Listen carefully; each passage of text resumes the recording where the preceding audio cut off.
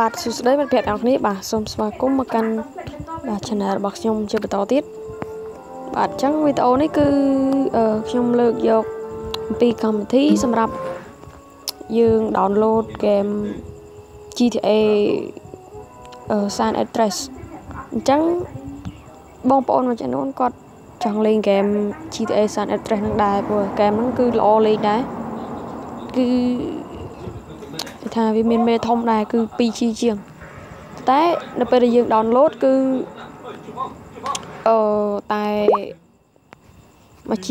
70ជាងទេបាទអញ្ចឹងឈប់ខ្ញុំសុំយក Play Store នេះតិចអញ្ចឹង GTA San Andreas គឺបងប្អូនបើសិនជា download តាម Play Store គឺវាគិតលុយអូខេអញ្ចឹងខ្ញុំសុំចូលបន្តិច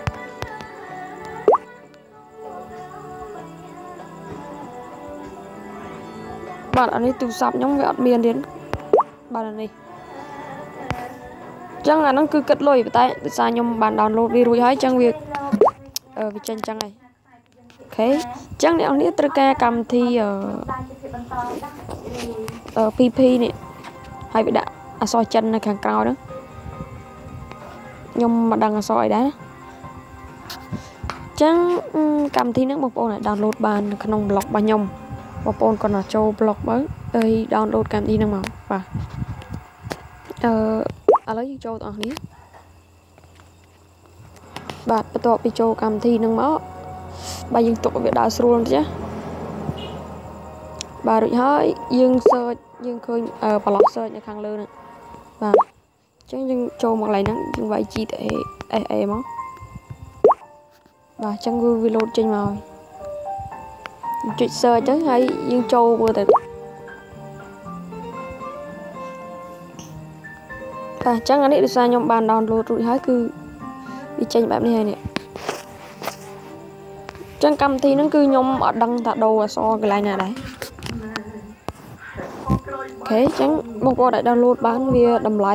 game គឺ 1.78 G កបៃបាទយើងហៅសាមញ្ញថា 1G 78ហ្នឹងបាទអញ្ចឹងគឺវាអត់មានអីទេគឺយើង download ហើយគឺវាធ្វើការ install ឲ្យយើងដើរឲ្យត100 2ដងបាទអញ្ចឹងវារៀបចំឲ្យយើងដូចក្នុង Play Store អញ្ចឹងនៅពេលដែលយើង download ហើយគឺវានឹងចូល OBB ដូចគ្នាបាទចូល OBB file OBB របស់វាហ្នឹងគឺវាចូលអូតូហើយវាឲ្យយើង install លេងធម្មតាបាទអញ្ចឹងឥឡូវនេះខ្ញុំបាន download វារួចហើយ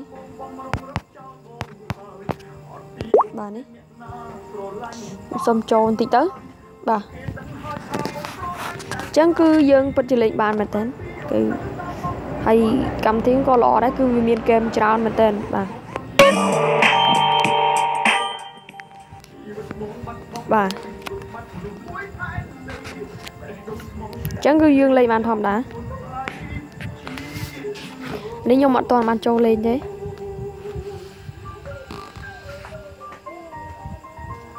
គេនេះគឺជាដំណើររឿងដំបូងរបស់វាបាទអញ្ចឹងអូខេអញ្ចឹងបងប្អូនអាច download បានហើយលេងធម្មតាទៅហើយកុំភ្លេច subscribe channel របស់ខ្ញុំដើម្បីទទួលបានវីដេអូថ្មីទៀតបាទអញ្ចឹងអរគុណជម្រាបលា